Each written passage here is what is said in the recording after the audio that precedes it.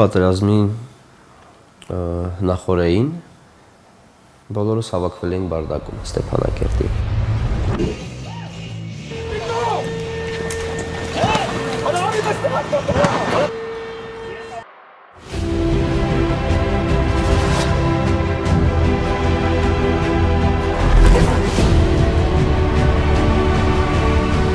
Զորո 70-ի համար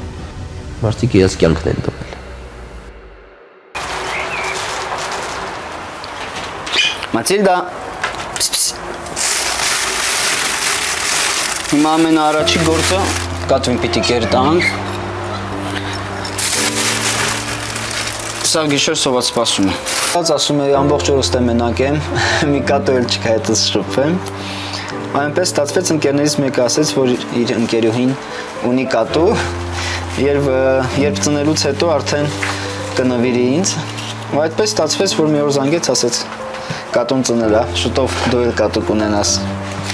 Ու այդպես արդեն հայտնվեցինք, անվանեցինք Մաթիլդա։ Բլոկադան կանխատեսել էր։ Ես գիտեի, որ եթե ոչ այսօր, ապա վաղը հաստատ իրենք դա անելու են։ Իրենք անելու են դա այն ժամանակ, երբ որ արդեն իրենց բեռները կտեղափոխեն, այսինքն իրենք լոգիստիկ խնդիրներ չէին ունենա։ Երբ եկա Երևան, առաջի օրը արդեն որոշեցի, որ պիտի մնանք Հայաստանում։ Ես չգիտեի, մեզ այստեղ կընդունեն, չեն ընդունի, այսինքն խնդիրներ կլինեն, հնարավոր է մարդիկ օգնել են մեզանից։ Արդեն հարազատները չկային, բոլորը ընկած իրար էին փնտրում։ Ինչ որ մեկը գտել էր դիակներ տեղափոխում Երևան։ Ընկերուհիս նկողում էր իրենց, գտա, տեղափոխեցի մեր տուն, ես էլ իրերս հավաքվեցի, ու արդեն անցա զինվորական ծառայության, հայրենիքի պաշտպանության։ Ուշատի! Ամազարկո! Գնա!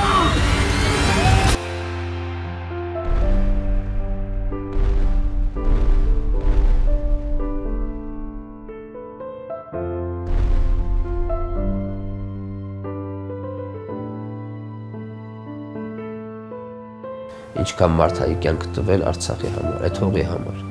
որ այդ հողում ապրի հայ։ Ուղղակի մարդիկ հիմա չեն պատկերացնում մենք ինչ են կորցրել։ Նույնն էստեղ է։ Հարցը Արցախը չի, հարցը այն չի, որ մարդիկ չհասկացան Արցախը կորցնելով ինչ են կորցրել։ Նույնն էստեղ է։ Դա ոչ շուտան էլի չեն հասկանա, որտեղ չեն եղել։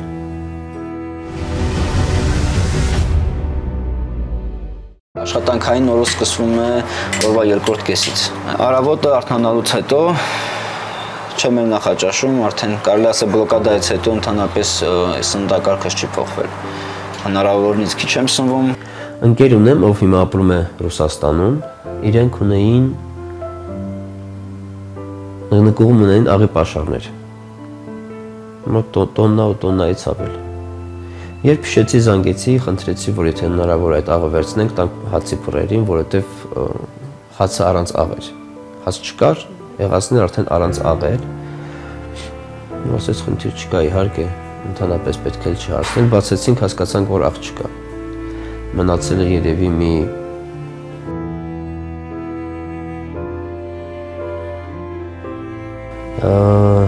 եւ որոնք թաց էին։ Գոցեցի պարկի մեջ, գիշեր էր, պարկը մեջքիս, հենց իրենց տան հարևանությամբ մի տղակար, ասեցի, ինչ ես տանում, ասեցի, աղ, որ խնդրեմ մի քիչ կտաս, ասեցի, իհարկե, ինքը տան պատուհանը բացեր, ցածկեստուն ինչ-որ բաներ ա փնտրում, կոպեկ ա փնտրում, որ տա, քանի որ կարգը տենց ա, որ աղ են տալիս, պիտի կոպեկ տաս պարտադիր, ու 20 կոպեկ գտա բերեց ինձ տվեց։ Ու այդպես ճանապարհվեցի տուն, մոտ 2 կիլոմետր։ Այդ աղի պարկը համարյա դատարկել էր, որ հասել էի տուն, որտեղ բաժանում էին մարդկանց, ով ճանապարհին հարցնում էր, ու գիտեք, այնքան թեթևացավ իմ բեռը, ամեն առումով։ Այսինքն, այդ աղը ես որ քաշ տայի մինչև տուն, երևի մեջ քսել կցավեր, հոգիս է։ Բայց հասա տուն երկուսն էլ հանգիստ էր, համ իմ օրգանիզմն էր, մարմինս էր հանգիստ, համ հոգիս, ուրախ էի։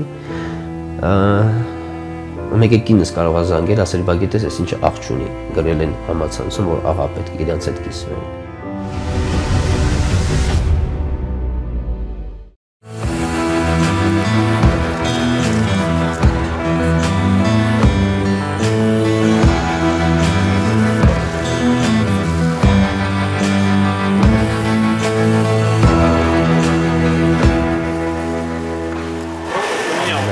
բոլոր ձմերը անցկացնելն էր։ Ժամանակի ընթացքում ամեն պաշարները վերջացան, համ արդեն չէին թողնում մենք մեր արտերը հնձեինք, մենք մեր բերք հավաքեինք։ Խաղապահի ներկայությամբ, այսինքն խաղապահը կանգնած էր դաշտում կամ բանյորի վրա խփում էին։ Արևտուրն անելուց հետո գալիս եմ աշխատասենյակ, մուտքագրում այդ ամենը։ Հետո անցնում արդեն խոհանոց։ Ես պատրաստ եմ աճեցնել փաբը այնքան ժամանակ, մինչև ինքը հասնի իր նպատակին։ Այսինքն փաբը պիտի դառնա մի վայր, որտեղ մարդիկ գալիս են, ծանոթանում են, ընկերանում, իրար հետ նոր ծրագրեր են մշակում, քննարկումներ են կազմակերպում, ինչու՞ չէ նաև ընտանիքներ են կազմում։ Բարդակը Ստեփանակերտում բացվեց 2016 թվականին ապրիլյան պատերազմից հետո, բայց ինքը սկզբանե ուղղակի մի տեղ էր, որտեղ մենք ընկերներով հավաքվում էինք, զրուցում, քննարկում, երաժշտություն լսում։ Ու այնպես ստացվեց, որ սկսեցին արդեն գալ ոչ միայն իմ ընկերները, այլ նաև իմ ընկերների ընկերները, նրանց հարազատներ, արդեն ծնողներն էին նշում, բայց տարածքը դեռ անուն չուներ։ Ու քանի որ շատ ընկերական շրջապատի համար էր, գիտենք, որ ընդհանրապես քննարկում չի լինելու այդ թեմայով, կիս կատակես լուրջ անվանեցինք Բարդակ, բայց այդ ամեն ինչը մենք արդեն փոխանցեցինք Բարդակի ոճին, այսինքն Բարդակը ինքը ունի ոճային կոնցեպտ, այսինքն մի պատից կարող է կախված լինի բոսխ, մյուս պատից կախված ինչ-որ երեխայի նկար, ով 3 տարեկան է։ Վերցրեցի ընտանեկան ռելիկվիաները, այսինքն այն մի քանի բան, ինչ պատկանում էր մեր ընտանիքին, փաբից վերցրեցի մի քանի նմուշ, մառանից վերցրեցի մի քանի նմուշ, ֆորեստից վերցրեցի, ձիուսանձը վերցրեցի, ու այդպես։ Գիտեք, եթե կորցնում ես ամենաթանկը, ինչ որ իրեր վերցնել, արդեն դա մի քիչ տհաճ երևույթ է։ Դեռ չէի որոշել որտեղ պիտի մնամ ու այնպես ստացվեց, որ որոշեցի կմնամ Հայաստանում, քանի որ հասկացա, որ այն ինչ մեզ փոխանցում են համացանցի միջոցով ընդհանրապես չի համապատասխանում իրականությունը։ Ու ամենաառաջինը Երևան գալուց հետո սկսեցի տեղ փնտրել։ Տեղ էի փնտրում ինչպես Բարդակի համար, այնպես էլ երևի մի հատ հարմար գյուղ, որտեղ կկարողանայի իմ առօրյանը կազմակերպել։ Բայց այնպես ստացվեց, որ առաջին ընտրեցի Բարդակը, ու այսպես աշխատում ենք։ Արցախը ճահիճ է, Արցախը ճահիճ է։ Իսկ Արցախ ճահիճ չէին ասում, Ղարաբաղը ճահիճ է։ Ով ասում էր Արցախ, ինքը երևի ավելի շատ Արցախի գինը գիտեր։ Իսկ հիմա եկել հասել ենք ստեղ ու հասկանում ենք, որ մենք ապրում ենք ազատության մեջ։ Նկատում եմ իսկականից ինչ է կոչվում ճահիճ, այսինքն ոչ թե որ հնարավորություններ ունեն քիչ, այլ որ մտնում ես ինչ-որ միտեղ արդեն դուրս գալ չի ստացվում։ Մենք թույլ տվեցինք իրենք մեր տարածքով ռուսի ուղեկցությամբ վերեցին իրենց անհրաժեշտ սարքավորումները, անգամ Շուշիի մատույցներում էլեկտրոկայանը վերականգնեցին, այդ ամբողջը մեր աչքի տակով։ Ենթակառուցվածքները վերականգնեցին, մի քիչ հարմարվեցին, այլընտրանքային ճանապարհներ ունեցան ու վերջ, արդեն փակեցին մեր ճանապարհը։ Ես դա սպասում էի։ Առաջի անգամ երբ ճանապարհը փակվեց, ես արդեն գիտեի, որ երկրորդ անգամ էլ է փակվելու, որովհետև առաջինը ուղղակի մի հատ հետախուզում էր, հասկանալու ինչ ռեակցիա կտան հայերը եւ առհասարակ տարածաշրջանում գտնվող նաեւ ուրիշ պետությունների, օրինակ Ռուսաստանը։ Միտք ունեի, որ Բարդակը պետք է ունենա մի քանի հաստիկ աշխատողների, այսինքն մենք պիտի ուղղակի զբաղվենք կառավարմամբ, բայց չստացվեց։ Բնականաբար ֆինանսական խնդիրներ, քանի որ հիմա փոքր եւ միջին բիզնեսը տուժում է, ստիպված ենք ցանկացած աշխատանք կատարել բիզնեսը պահելու համար։ Մեկ-մեկ լինում են մտքեր, որ ես ամեն ինչից արդեն հոգնել եմ, բայց արդեն հետ գնալու տեղ ընդհանրապես չկա։ Ես գիտակցում եմ, որ կա ավելի դժվար ապրուստ ունեցող մարդիկ, դրա համար ընդհանրապես չեմ բողոքում։ Անհրաժեշտության դեպքում հավաքարարի գործել եմ անում, սպասքել եմ լվում, խոհարարել եմ։ Ոչ թե ես ամենակարողն եմ կամ ես եմ այդպես ուզում, ուղղակի գումար խնայելու համար, որտեղ հիմա ամեն ինչ այնքան է դժվարացել։ Մթերքը չի էժանանում, ընդհակառակը թանկանում է, ծառայությունների բոլորը թանկանում են, այսպիսով շատ լուրջ վնասներ է կրում փոքր եւ միջին բիզնեսը։ Ես մի օր առավոտը արթնացա, իմ տղան նոր սկսել էր խոսել ու հաց էր ասում։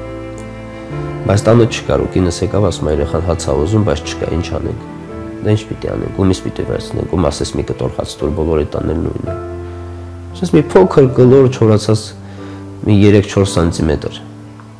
սրբիչի տակից այդ հացի ամանի սրբիչի տակից այս մի կլոր հացի կտոր են գտել երեխան հետ էր ուտում sense կրծում էր։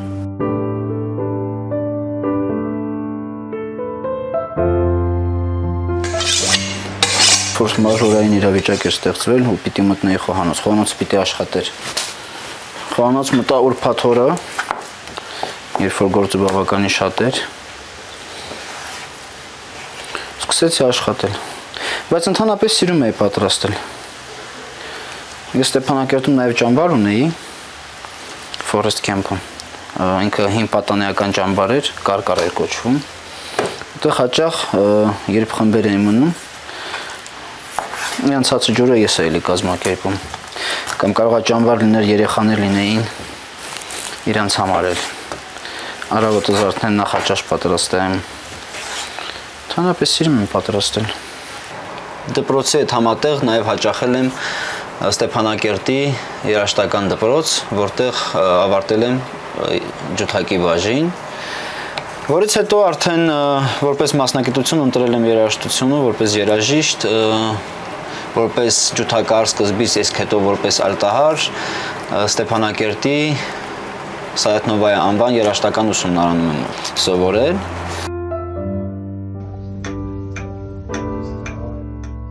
Քան տարօրինակ էր գալիս էին մարդիկ, ովքեր երկար ժամանակ չէին երևում։ Գալիս էին ընկերներ, ում ես կորցրել եմ պատերազմի ընթացքում։ Այնպես ստացվեց, որ մենք ուղղակի իրար այդ օր հանդիպեցինք։ Հանդիպում կազմակերպվեց, բոլորը հավաքվեցին, իրար հետ զրուցեցին, լավ հոյակապ որ կազմակերպեցինք։ Այդ ժամանակ հիշում եմ, քանի որ դեռ կորոնավիրուսը կար Արցախում, բայց զարգացում չունեցավ։ Անգամ մեզ զգուշացրել էին, որ թող բոլոր աշխատողները լինեն դիմակով։ Մենք ասացինք, որ աշխատող չունենք, բոլորը այստեղ ինչ ուզում մոտենում վերցնում են։ Անգամ եկան որ ստուդենտ, տեսնեն այդպես է թե չէ, հասկացան, որ հա, ստուգողներն են մնացին մեզ հետ։ Ու այդպես մինչև առավոտյան ժամը 5-ը։ 5-ին արդեն գնացին գիշերելու, եթե այդպես կարելի անվանել։ Ու իմ առաջից զբոսաշրջիկներն էին եկել, որ պիտի վրաններով մնային իմ կեմպինգում։ Ու այնպես ստացվեց, որ արդեն ժամը 7-ի կողմերը Վաթյունի ձայնից զարթնեցին իրանք, ես մի քիչ շուտ էի զարթնել։ Կենդանիներն էին անհանգիստ, հիմնականում ավանակ ունեի այնտեղ։ Ինքն էր վազում ու չգիտեի ինչ էր կատարվում։ Շաքար տվեցի, լռեց, հետո նորից էր վազում խաոտիկ։ Ու պարզվեց, որ դրոնների ձայներից էր ուղղակի վախեցել։ Ու այդպես հետո պայթյուններ, առաջի ծուխ նկատեցի, այդ մարդկանց տեղափոխեցի անվտանգ տարածք։ Մենք գիտեինք, որ մեզ կարող անվանեն դավաճան, մենք գիտեինք, որ մեզ կարող անվանեն թուլամորթ ու կանվանեն, մենք գիտենք, որ կասեն այսքան ժամանակ պայքարել են, բայց համազգեստը հանել են ու ապրում են Ադրբեջանի կազմում, մենք դրան պատրաստ էինք, բայց ամենակարևորը հրամանի սպասելն էր, այսինքն երբ որ հրաման լինի, դու կարող ես 50 տարի ապրես մի տարածքում, ուրիշի ենթակայության տակ, հալածանքների տակ, բայց ունենաս կոնկրետ առաջադրանք, որը կնպաստի հայ ազգին։ Մենք դա գիտակցում էինք։ Կյանքը ամեն տեսակ սցենար կարող է մատուցել։ Այսինքն անկախ նրանից ես հիմա ինչով եմ զբաղված, կամ հաջողակ եմ, հաջողակ չեմ, այդ ամեն ինչը հնարավոր է փոխվի մի օրվա ընթացքում։ այսինքն մարդու գլխի մեջ ինչ-որ բան փոխվեց, ու դրանից արդեն առաջանում են կամ խնդիրներ, կամ առավելություններ։ Այդպիսի աշխատանք չկա, որ ես կասեմ, ես չեմ անում։ Գիտեք, հիմա մեկ երբ նայում եմ, Երևանում հանդիկներն են աշխատում, ինձ համար այդ ամեն ինչ այնքան տարօրինակ է, որովհետև ես տեսնում եմ, որ մենք ունենք բազմաթիվ երիտասարդներ, ովքեր որ ուղղակի խաղամալությամբ են տառապում։ Իսկ այդտեղ բնականաբար գումար է գեներացվում, պարտքեր են գեներացվում, խնդիրներ, դանակահարություն, սպանություն, այդ ամեն ինչը ինձ այդ խնդիրներից է առաջանում։ Ես օրինակ ինձ չեք տեսնի խաղալուց։ Եթե դուք ինձ տեսնեք խաղալուց, ինչ-որ օնլայն խաղեր, կազինոներ, կարող եք հաշվել, որ Ազատին տեսել եք համ թմրամոլի կարգավիճակում, համ հարբեցողին։ Այսինքն դա իմ շեմն է, դուք ինձ նման տեղեր տեսնել չեք կարող։ Չեմ սիրում գիշերային ակումբներ, ինչ-որ ռեստորաններ, ինձ համար դա ընդհանրապես կապ չունի։ Մեր տունը տատիկի տունն էր, այսինքն բոլոր երեխաները հավաքվում են պարտադիր կերպով մեր տանը։ Եթե ոչ ամեն օր, շաբաթը հաստատ 3-4 օր հաստատ է։ Մենք չնկատեցինք այդ ամեն ինչ, այդ անցումները, այսինքն մենք իրար օգնում ենք ոչ թե միայն մեր ընտանիքով, այլ ընկերներով, հարազատներով իրար հետ ինչ-որ բաներ էին կիսվում։ Այդ ամեն ինչը կամաց նվազեց ու հասավ գարուն։ Արդեն գարնանը ես հող էի մշակել, բերք ունեի, անգամ իմ բերքը ես իմ ձիու վրա էի դնում, գիշերները բարձրացնում էի տուն ու կիսում էինք։ Ես հիմա օրինակ այս գործին չպիտի լինեի։ Ոչ թե սա իմ գործը չի, խոհարար աշխատելը դա պատիվ է, բայց ես ավելի շատ կցանկանայի այս տարիքում զբաղվել նրանով, ինչը դեռ թույլ է տալիս իմ էներգիան։ Օրինակ հողագործությամբ, անասնապահությամբ, բայց ոչ թե որպես չոբան, այլ որպես ֆերմեր։ Հիշում եմ, որ նկարել էի գիշերային Ստեփանակերտը ժամը 1-ն էր, 2-ն էր, բոլորը քաղաքում էին, փոքր, երեխա, մեծ։ Բոլորը ոտքով ինչ-որ տեղեր էին գնում, ուղղակի զբոսնում էին, ու մթությունը ընդհանրապես ոչինչ չես տեսնում, որտեղ լույսեր չկա, լուսին էլ չկար, ու մարդիկ զրուցում են գիշերվա մեջ, երեխաներն են ծիծաղում, ու այդքան ամեն ինչ վիզուալ արդեն պատկերացնում ես առանց տեսնելու, հեծանիվ անցավ, երեխան է ծիծաղում, ինչ-որ մեկ ինչ-որ բաներ է պատմում, հետաքրքիր պատմություններ են պատմում։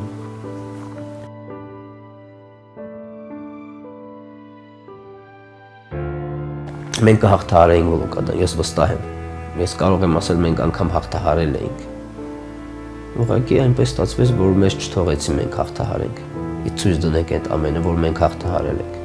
Դուրս գալու մասին խոսում էին մարդիկ, ովքեր արդեն իրենց տունն էին կորցրել, ովքեր որ չէին կարողանում պայքարել, բայց մեծ ահռելի զանգված ուզում էր պայքարել, որովհետև այս ամենը տեսնել անհնար էր։ Գիտեինք ինչ ցավ է մեզ սպասում, երբ որ մենք այդ ամենը թողնենք։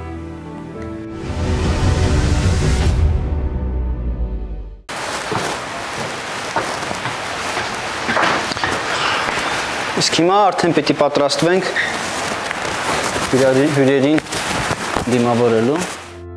Մարդիկ սկսեցին մասսայական լքել Արցախը։ Ոչ թե որ վախենում էին, չէ։ Եթե վախենալու են առաջ օրը դուրս կգային։ Ուղղակի առաջինը որ այդպես էր պետք, որ եթե մարդ չի մնում, ուրեմն ոչ ոք չի մնում։ Գիտեք, դա այնքան ուժեղ բան էր տալիս այդ օրերին։ Եթե չենք մնում, ուրեմն չենք մնում։ Ինադու բոլորին։ Չու արցախցիք եկան ուզում են բնակվել Երևանում, ես չեմ ուզում, անկեղծ ես չեմ ուզում։ Եկած օրվանից էլ ես փնտրում եմ ինչ-որ մի գյուղ, որտեղ ես կկարողանայի գնալ, այդ ամեն ինչը վերականգնել իմ ճամբարի օրինակով, ես ունեմ նման փորձ, գիտեմ ինչ կարող եմ անել, երբ որ նման կարևոր գործ ինձ վստահեն։ Բայց միտեղ մանկապարտեզ չկա, միտեղ դպրոց չկա, միտեղ կա ամեն ինչ կա, կարող է զբաղվել անասնապահությամբ, բայց արոտավայրերը բոլորը զբաղված են, արդեն ինչ-որ մեկին են պատկանում։ Տներ կան, մարդիկ չեն ապրում, բայց փաստացի ինչ-որ մեկին են պատկանում։ Այսինքն նման խնդիրների շնորհիվ ես հիմա չեմ կարողանում բնակվել գյուղում։ Ես ուզում եմ, նախընտրում եմ Լոռու մարզ, պարտադիր պայմաններից մեկն որ լինի գետ, վերցնեմ իմ մոդելով, որ ես կարող եմ ներկայացել, ամբողջությամբ պատրաստ չի, որովհետև ինքը բնականաբար ամբողջ ծրագրի ընթացքում պետք է վերամշակվի, կարող եմ ներկայացնել, հուսով եմ, որ շուտով ինչ-որ լավ բան կունենանք, եթե լինի աջակցություն, աջակցությունը ֆինանսական չի, աջակցությունը նա է, երբ որ լսում են անհատին, կարողանում են գնահատել իր ուժերը, վստահում են ինչ-որ գործ, հետևում են այդ գործի կատարելու կատարմանը։ Եթե չի կատարում, կարող են նույնպես ձեռքից վերցնել։ Եթե մեր հալալը մեզ չհալալվեց, ինչ պիտի մեզ հալալվի։ Կյանքը շարունակվում է, պարտավոր ենք ապրել, մինչև պատերազմը մեր կյանքն էր, ես համարում եմ, որ դա իմ կյանքն է։ Արցախում անվտանգության համար ամրագոտի չէին կապում։ Բայց երբ որ եկա արդեն պատերազմից հետո, այս ամենը տեսնելուց հետո, ես պարտադիր ամրակապում եմ, քանի որ տեսել եմ վթարներ, երբ որ մարդիկ մահանում են։ Ոչ թե ես արդեն սկսել եմ գնահատել իմ կյանքը, արդեն ես հասկանում եմ ինչքան կյանքեր են դրված միայն նրա համար, որ ես հիմա գտնվում եմ Երևանում։ Ու այդքանը տեսնելով պետք է մի քիչ ավելի երևի ուշադիր լինենք մեր կյանքին, մեր քայլերին ու պետք է չբողոքենք կյանքից, չասենք, որ կյանքը չի շարունակվում, ամեն ինչ վատ է, ամեն ինչ ահավոր է։ Հիմա աշխարհի բոլոր կետերում անխտիր ինչ-որ խնդիրներ կան խոշոր, կապված քաղաքականության հետ, կլիմայական պայմանների հետ։ Ես մտածում եմ, որ ուղղակի անհրաժեշտ է մի քիչ ավելի լուրջ աշխատենք մեզ վրա, մեր քայլերի վրա եւ երևի մի օր էլ մեր բախտը կժպտա ու մենք էլ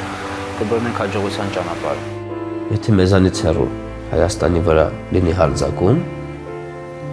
ես մտածում եմ, որ արցախցին այդ ժամանակ պետք է խոսի։ Այդ ժամանակ պետք է պատմի իր պայքարող տեսակի մասին, մարտնչող տեսակի մասին, կռվող տեսակի մասին։ Եթե չպատմեց, այս էջը հավիտյան փակվելու է։ Ինչու ուզում ասեմ վեր լավա յուրն հետ ինք յուրը ձերքա փռնած։ Հիմա էլ բաժանվել ենք մի քանի մասի, էլի բազդևեց հույսոնին վերտայալ անցկանան, այսինքն դա պետք է։ Ասում է հայը եթե կարում չի օրիշի մասոտ է, սկսում է ուրան մասոտել։ Մենք պերիք յուր մասոտինք վեջ, հասկանանք մեզ ինչա պետք է շուտ դուզվինք ու շարժվինք ճիշտ ուղղությամբ։ Ես վստահ եմ, որ Արցախը պետք է վերադարձվի, ոչ թե որ իմ տունն է տեղ։ Թող վերադարձնեմ 50 մետր մինչև մեր տունը։ Այսինքն կամ 2 կիլոմետր մինչև մեր տունը, 10 կիլոմետր մինչև մեր տունը, անգամ որ չտեսնեմ էլ մեր տունը հեռվից էլ չերևա։ Բայց գոնե պատով ապրելու համար պետք է ինչ-որ բան վերադարձնել։ Ես հիմա մտածում եմ Հայաստանը պահելու մաս։ Իմ կոդն է։ Ու ես չեմ ուզում փոխել։